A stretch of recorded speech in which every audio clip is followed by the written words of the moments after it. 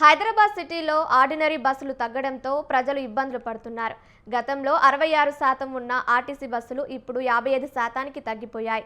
2014-15 సంవత్సరంలో 3800 ఆర్టీసీ బస్సులు హైదరాబాద్లో తిరిగేవి. ప్రస్తుతం 3000 బస్సులు తిరుగుతున్నాయి. ఆర్డినరీ తగ్గడంతో మెట్రో, డీలక్స్ బస్సుల్లో ఎక్కువ టికెట్ల రేట్లను చెల్లిస్తూ ప్రయాణం చేస్తున్నారు. సామాన్యుడి ఎర్ర బస్సుగా పేరొందిన ఆర్డినరీ బస్సులు తగ్గడంపై మరిన్ని వివరాలు మా ప్రతినిధి విశాల్ అందిస్తారు. హైదరాబాద్ ఆర్టీసీ బస్సుల ద్వారా లక్షలాది మంది ప్రయాణం చేస్తుంటారు. అయితే ప్రస్తుతం హైదరాబాద్లో ఆర్డినరీ బస్సులు తగ్గిపోతున్నాయి. అయితే గతంతో పోల్చుకుంటే ఆర్టీసీ బస్సులలో చాలా తేడా కనిపిస్తుంది. ముఖ్యంగా ఒకసారి ఈ ఆర్టీసీ ఇచ్చిన అధికారిక లెక్కలను ఒకసారి పరిశీలిద్దాం.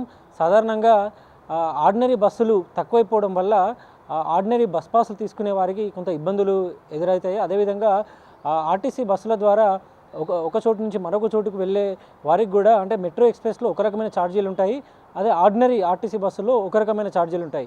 అయితే ఈ ఆర్డినరీ ఆర్టీసీ బస్సులు హైదరాబాద్లో తక్కువ అయిపోవడం వల్ల రోజువారీగా ప్రయాణించే సామాన్య ప్రయాణికులకు కొంత ఇబ్బందులను ఎదుర్కొంటున్నారు. అంటే ఆర్డినరీ బస్ పాస్ ఉన్న వాళ్ళు మళ్ళీ మెట్రో బస్ ఎక్కాలంటే అక్కడ వాళ్ళ కాంబినేషన్ టికెట్ తీసుకోవాల్సి ఉంటుంది. అదొక మళ్ళొక 20 రూపాయలు చెల్లించాల్సి ఉంటుంది. అదేవిధంగా టికెట్ రేట్లను కూడా ఒక 2-3 స్టాపులకి ఆర్డినరీ బస్సులో ఒక రేటు ఉంటే అదే మెట్రో ఎక్స్ప్రెస్లో ఇంకో రేటు ఉంటుంది. ఇలా మళ్ళీ అంటే ఒకవైపు ఆర్డినరీ బస్ పాస్ తీసుకున్న కస్టమర్ జోబుకి మళ్ళీ చిల్లు పడుతూనే ఉంది, అదనపు భారం ఎక్కువ అవుతూనే ఉంది. ఇక ఈ ఆర్డినరీ బస్సులో తగ్గింపుకు సంబంధించి కొన్ని అధికారిక లెక్కలు ఉన్నాయి, ఒకసారి పరిశీలిద్దాం. ముఖ్యంగా 2014-15 సంవత్సరాలు చూసుకుంటే అంటే ప్రత్యేక తెలంగాణ ఏర్పాటైన మొదటి సంవత్సరం ఉమ్మడి ఆంధ్రప్రదేశ్ నుంచి విడిపోయిన తర్వాత తెలంగాణలో అప్పుడు 66% ఆర్టీసీ ఆర్డినరీ బస్సులు ఉన్నాయి. స్పెషల్ టైప్ అంటే ఏసీ బస్సులు లేదా మెట్రో ఎక్స్ప్రెస్ బస్సులు ఇవన్నీ కేవలం 34% మాత్రమే పరిమితమయ్యాయి. కానీ అది రాను అంటే దాదాపు ఒక 10 ఏళ్ళ తర్వాత 2014-15 తర్వాత 2025-26కి వచ్చేసరికి హైదరాబాద్లో ఆర్డినరీ ఆర్టీసీ బస్సులు 55% పరిమితం అయిపోయాయి. అంటే 10% మేర తగ్గిపోయాయి. అదే కొత్తగా తెలంగాణ ఆర్టీసీ హైదరాబాద్లో మెట్రో డీలక్స్ బస్సులను తీసుకొచ్చింది. ఆ డీలక్స్ బస్సులు ఒకటి మహిళలకు ఉచిత బస్సు రవాణా ఉండదు, అదేవిధంగా మెట్రో ఎక్స్ప్రెస్ బస్ పాస్ కానీ అదేవిధంగా ఆర్డినరీ బస్ పాస్ కానీ ఈ 2 పాసులు కూడా ఆ మెట్రో డీలక్స్లో నడవవు.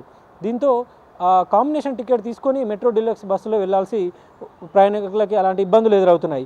ఇక అదేవిధంగా అంటే ఒకవైపు గ్రేటర్ హైదరాబాద్లో బస్సుల సంఖ్య పెరగకపోవడం వల్ల ప్రయాణికులు ఇప్పటికీ ఫుట్బోర్డ్ చేస్తూనే వెళ్తున్నారు. ఇక బస్ స్టాప్లో పడిగాపులు కాస్తున్నారు. మరీ ముఖ్యంగా బస్సు ఎక్కితే కొన్ని గంటల వరకు కూడా నిలబడే ప్రయాణం చేయాల్సిన పరిస్థితులను ప్రస్తుతం కనిపిస్తున్నాయి. ఇంకా ప్రతిరోజు ఉదయం అదేవిధంగా సాయంత్రం రద్దీ వేళల్లో ప్రయాణికులు ఎక్కువగా ఇబ్బంది పడుతున్నారు. ఇక 2014-15 సంవత్సరంలో ఈ హైదరాబాద్లో 3800 బస్సులు హైదరాబాద్లో తిరిగేటి అంటే గ్రేటర్ హైదరాబాద్ పరిధిలో.